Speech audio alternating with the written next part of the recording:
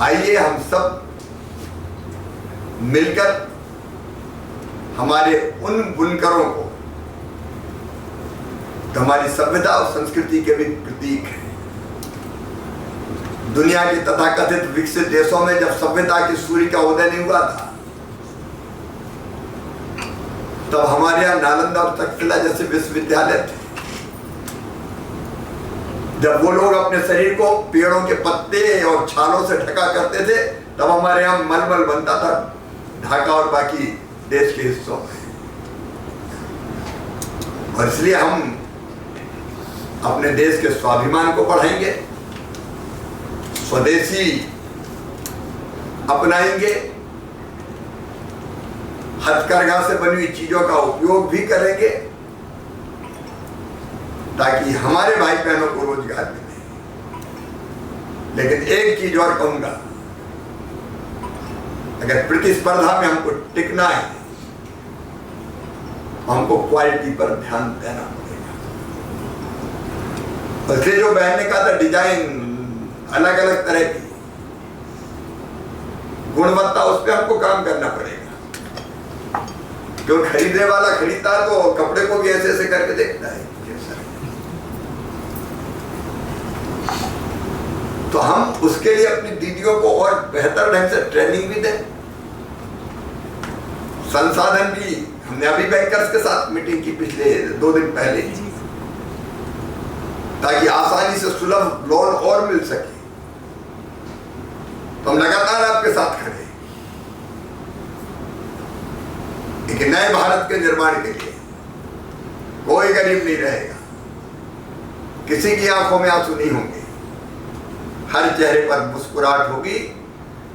जैसा दीदी ने कहा, बढ़ेंगे हम तो प्राइवेट, सरकारी स्कूल भी प्राइवेट से अच्छे हो ये कोशिश करेंगे। लेकिन अगर दिल है कि प्राइवेट में पढ़े तो प्राइवेट में पढ़े, क्या दिक्कत है? गरीब का पर नहीं रहेंगे, गरीब मजबूर भी नहीं रहेंगे। अपने सामर्थ्य से, अपने गुणों से, अपनी कला से, अपनी मेहनत से हम देश को भी समृद्ध बनाएंगे और हम खुद भी लखपति और बाद में करोड़पति बनेंगे। आइए हम सब मिलकर हमारे उन बुनकरों को, तो हमारी सभ्यता और संस्कृति के भी प्रतीक हैं। दुनिया के तथाकथित विकसित देशों में जब सभ्यता की सूर्य का उदय नहीं हुआ था, तब हमारे यहाँ नालंदा और तक्षशिला जैसे विश्वविद्यालय थे। जब वो लोग अपने शरीर को पेड़ों के पत्ते और छालों से ढका करते थे, तब हमारे यहाँ मलमल बनता था ढाका और बाकी देश के हिस्सों में। और इसलिए हम अपने देश के स्वाभिमान को बढ़ाएंगे, स्वदेशी अपनाएंगे, हथकरघा से बनी हुई चीजों का उपयोग भी करेंगे, ताकि हमारे भाई बहनों को रोजगार मिले। लेकिन एक चीज और कहूंगा, अगर प्रतिस्पर्धा में हमको टिकना है, हमको क्वालिटी पर ध्यान देना पड़ेगा। इसलिए जो बहन ने कहा था डिजाइन अलग अलग तरह की,